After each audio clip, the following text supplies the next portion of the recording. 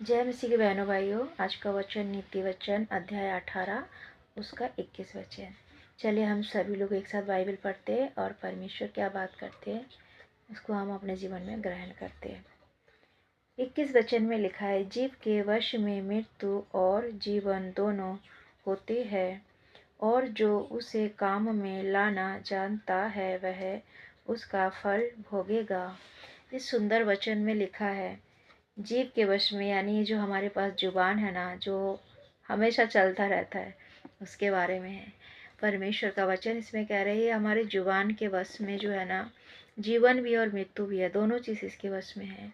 जो कोई काम में लाए, फिर हम कहेंगे काम में, मतलब काम में इस तरीके से हम जुबान से बहुत कुछ दिन भर में बोलते रहते हैं।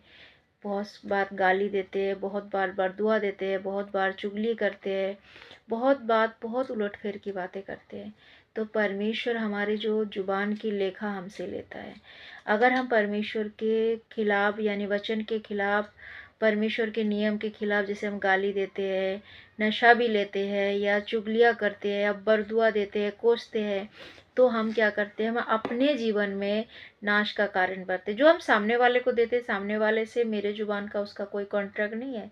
सामने वाला सही है कि गलत है वो परमेश्वर देखेगा।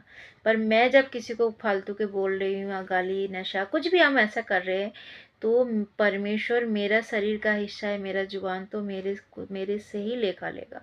तो इस सुंदर वचन से ही समझ में आता, जब हम जुबान को फालतू चीज़ों में लगाते हैं, गलत बोलते, सुनते हैं, गाली या नशा कुछ भी बोलते हैं, बरदुआ देते हैं, तो परमेश्वर मेरे से लेखा लेता है, और मेरे को कहीं ना कहीं पापों में मैं गिरती हूँ और मृत्यु की ओर आगे बढ़ती हूँ। और यही अगर इस जुबान से हम दुआ करते हैं, प्रार्थना करते हैं, लोगों के लिए मीठी बोल बोलते, प्यार से बोलते हैं, आशीष देते हैं, तो यही जुबान हमारे लिए क्या है, सामने वाले को भी प्रभु में लाने का कारण बनता है, और अपने लिए भी आशीष बनाता है, आशीष में हमें आगे बढ़ाता है। सामने वालों को जब हम प्यार प्रकट करते हैं ना, अपनी जुबान के द्वारा मसीह के बारे में बताते हैं, अपने जीवन की गवाही बताते हैं, मीठी बातें बोलते हैं, तो कहीं ना कहीं सामने वाला भी हम पे ट्रस्ट करता है और परमेश्वर पे यकीन करता है, प्रभु में आगे बढ़ता है। तो ये हो गया हमारे जुबान का आशीष हो गया, और हमारा जुबान का जो सजा है मृत्यु कर मिलते, ये होता है जुबान के द्वारा। तो हम इस वचन के द्वारा हम हमेशा ध्यान रखेंगे अपनी जुबान से। पहले हमने सीखा दिल से कैसे हमें अच्छा बनना है, साफ से। अब हमें जुबान से भी साफ और सुंदर बनना है, अच्छी बातें बोलना है, आशीष देना है, लोगों को प्रभु में आगे बढ़ाना है, दुआ करना है।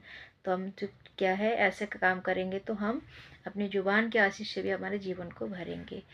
धन्यवाद करते परमेश्वर से सुंदर वचन के लिए। उम्मीद करते इस वचन के द्वारा